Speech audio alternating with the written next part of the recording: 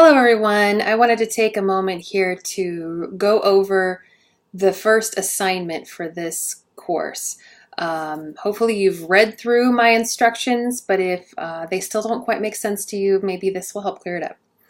If after this you're still super confused, make sure you reach out on the questions for the professor discussion post or send me an email through Folio.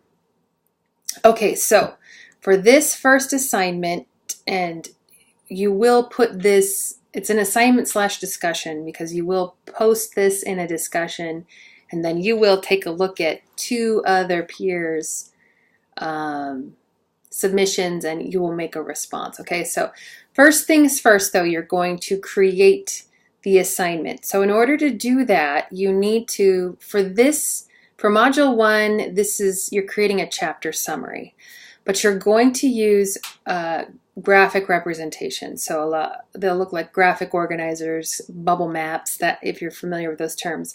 You're going to build visual representations of the content of Chapter 1 on a PowerPoint slide, okay, or several slides, okay? So keep in mind, you want to keep this succinct. It should be between 5 and 7 minutes. That time will go by fast. So we don't need every detail of the text, but because this is a dense text, because it can be difficult to comprehend, what you're doing here is you're figuring out a way to teach someone else this information in an overview format that would take between 5 and 7 minutes. And you're going to build your teaching skills by practicing the use of creating these visual representations in PowerPoint, and then you will narrate your slides. And there's a couple ways to do that. There's more instructions on those within the assignment resources in the course introduction module. But brief overview, the two forms we were really talking about in this course is you're going to build the PowerPoint slides, and then in PowerPoint you actually have the capability to record a presentation. So you need to make sure you have audio access on your computer. I don't need to see a video of you at all. It's just what we should see are the slides and then hear your voice as you teach us what's on those slides, okay? So you would create the visual representation or several.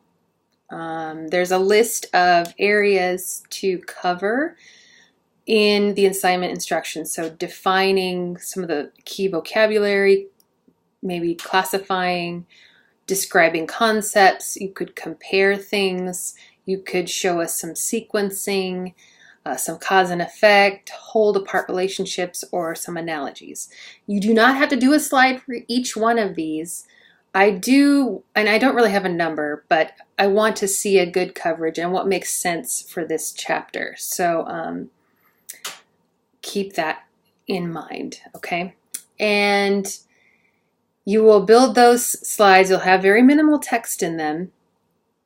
And then in your narration, you're not just going to read me the slide. What you're going to do is how would you teach this slide if you were to be presenting it to other students or other teachers, so that they could glean that knowledge from your presentation, okay? So that's the first piece. You can record it in PowerPoint, or you can build the slides and use a tool called Novio, K-N-O-V-I-O. And the information to access that is in the assignment resources in the course intro. But basically, there is a free version that will allow you to create 3 videos, okay? And in those, you upload your slides, and then you can narrate. And what's interesting with the Novio is you can also video yourself as you narrate. So you can do either one. I'm going to leave that up to you.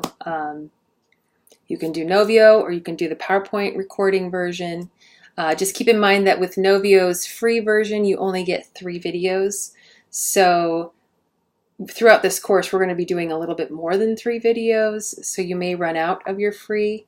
Some options to that would be you purchase the upgrade, or you come up with a different email address and create a new user and ways around. Or you then transition to using PowerPoint. I encourage you to try out both just to kind of get an idea of maybe what you like better. Either way, the Novio one will give you a link.